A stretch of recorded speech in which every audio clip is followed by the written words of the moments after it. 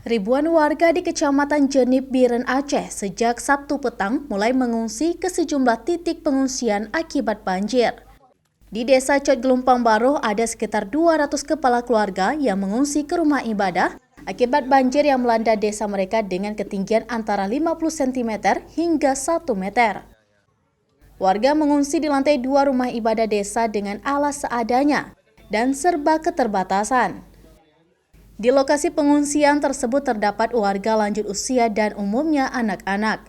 Meski kondisi debit air mulai surut secara perlahan, hingga kini warga masih terus bertahan di pengungsian dikarenakan kondisi banjir yang masih menggenangi rumah mereka.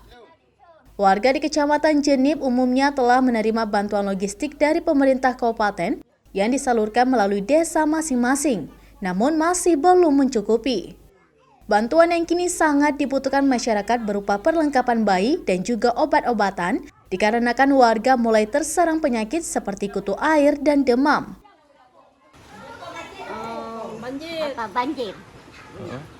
Dan alam. Berapa meter Bu air di rumah? 2 meter. 2 meter. Untuk barang-barang berharga milik kita sempat terselamatkan. Enggak. Mana jadi belah kokol kah mengambil muka. Semua. Semua Nggak bisa diselamatkan Bu ya? Ya, Nggak sempat diselamatkan ya? nggak bisa. Dari semalam kita jam 9 atau jam 10 lah. itu kenapa kita mengungsi Pak?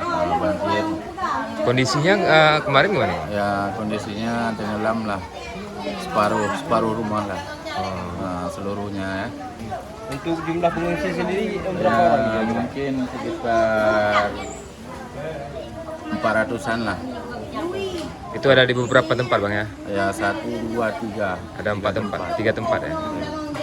Dari 11 kecamatan yang terdampak banjir di Kabupaten Biren, terdapat 4.992 jiwa yang mengungsi ke sejumlah titik pengungsian di setiap kecamatan. Zikri Maulana, Kompas TV, Biren.